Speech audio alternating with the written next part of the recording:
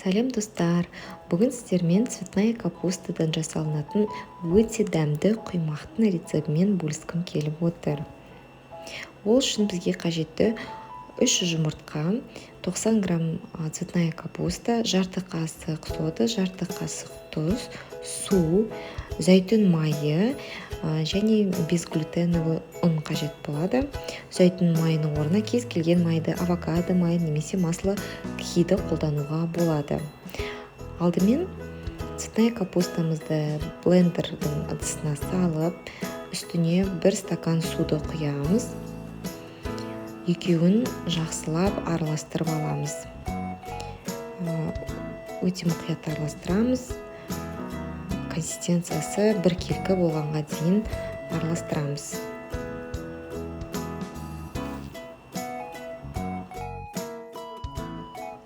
Осыдан кейін бөлек ыдысқа жұмыртқамызды, блендерда араласқан цветная капустаның қоспасын, одан кейін суымызды, сода, тұз және майымызды барлығын қосып, жақсылап, мұқият араластырамыз.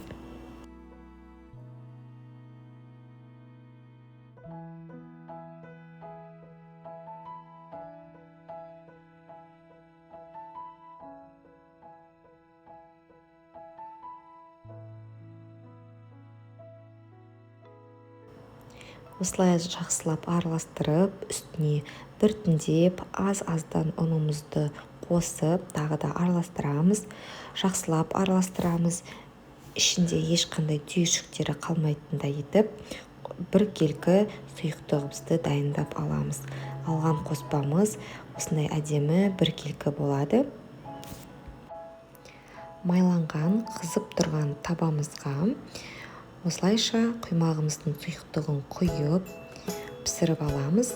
Бір жағы қызуына шамамен 40-45 секундтай уақыт өтеді. Содан кейін екінші жағын аударып, осылайша құймағымызды пісіреміз.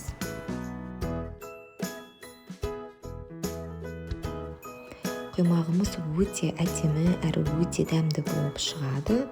Бұл көкөністің құрамында адам ағзасына қажетті көптеген дәрумендері бар. Сондықтан да мүмкін балдарыңыз цветная капустаны ұнатпайтын болса, бұл көкөніске тағы бір мүмкіндік беріп, басқа қырынан танытып көріңіздер, міндетті түрде дайындап көріңіздер. Бұл видео ұнаса, каналыма тіркеліп кетуді ұмытпаңыздар. Сұрақтарыңыз болса, комментарий қалдырыңыздар, жауап беремін. Бұл каналда әлі көптеген папа рецептермен бөлісетін боламын.